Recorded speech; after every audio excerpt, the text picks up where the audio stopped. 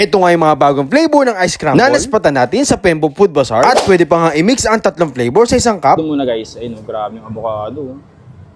Wow.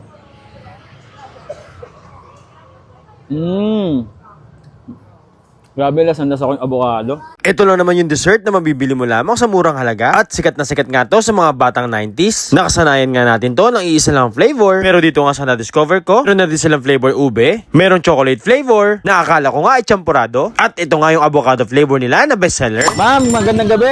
Magandang gabi po. Ma'am, tanong ko lang, anong binitinda mo dito? Ice scramble po at marami po kami available na flavor. Ice crumble? Yes po. Yan yung mga nakita natin sa daan na. Yes po, yung mga old school, yung dati pa natin, bago pa ang halo-halo at saka bago pa ang Yun. ibang dessert, lalo na milk tea. Ice crumble muna, di ba? Yes. Yan yung mga gustong-gusto ng kabataan eh. Yes po. Ma'am, ano yung mga, may mga flavor ka ba dito? Yes po, marami po. Meron po tayong strawberry. Strawberry. Ito po ang ube. Ube.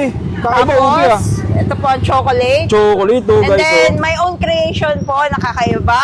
Yan. Avocado. Ah, avocado. Yes. First time ko makakita nito, ma'am. Yes. Sarili mong gawa yan? Yes, sarili ko pong gawa. Yan. Ma'am, tanong ko lang, saan ka matatagpuan? Madalas po sa Karangalan, Cainta po, sa park. Kainta, lalo Yes. mo ah. Opo, bumisita Pero po ako dito para makapagtinda sa iba naman lugar. Anong lugar to, madam? Sa Pembo Taguig po.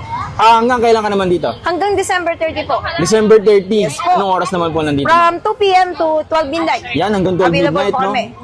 Parang may nakita ko dito, parang basar, no? Opo, bazaar po to. Nag-umpisa lang po na itong 27. Yan. Yes. Ano, magkano naman ang presyo? Murang-mura lang po. Nag-umpisa po tayo sa 10 pesos. Overload na po yun. 10 pesos? Yes! Overload na? Yes! Ay, grabe. Murang-mura na yan, no? Opo, para lahat makatikim. Yan. Sige, madam. Tikman ko. Sige po. Salamat po. Sir, papatikim ko sa inyo ang pinaka-special ko na 3 flavors in 1 cup. 3 flavors in 1 cup? Yes! Magkano naman yan? 50 pesos lang po. 50 pesos lang? Yes. O sige, bigyan mo na ako isa. Sige po. Yan. Siyempre, una-una yung champurado. Champurado ice cream. Champurado Na malamig. hindi natutunaw. Yan. No? Yes. May ube ah. Ang ube syrup ko po, ito, taro. Taro Para mas talaga. iba, yes. Ayan oh. Ito mo. Parang masarap talaga, ma'am. Para mas pinasarap natin, anahin natin ang avocado. Mas best siyang i-partner sa Pero madam, ano yan?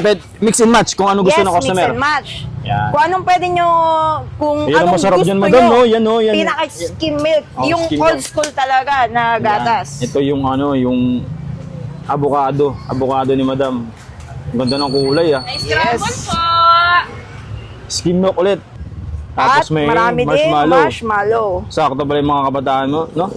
3 layers. Yes. Yun ang mga bossing. So nandito nga tayo guys sa may Pembo, Taguig guys. At nakita natin yung food bazaar sa kabaan nito. Nakita natin yung Lupis Ice Crumble guys. From Cainta pa daw to. Tapos ngayon, nandito sa may Taguig, di ba? So talaga sinubukan natin yung very nostalgic na ice crumble guys. Pero ito, mas pinalupit. Kasi isipin mo guys, meron silang avocado, ube at chocolate flavor bukod dun sa strawberry ha. Guys, kaya naman talaga natatakam ako kasi very nostalgic. Ito kasi yung ice cream namin nung kabataan natin, di ba? So ito ngayon, 50 pesos lang guys. 3 flavor na. So saan ka ba? So dito hanapin mo lang sila dito sa may Pembo Taguig guys. Food bazaar to. Kabaan ito. Tingnan natin. Alright. Grabe, napakalaki nito. Marang mga 22 ounce na to eh. Tingnan natin. Avocado muna guys. Ayun, grabe yung avocado. Wow.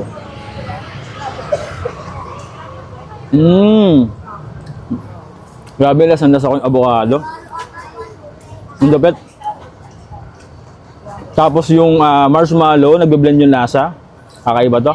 Snig, ang ganda pala, ang galing pala ng avocado flavor na scramble.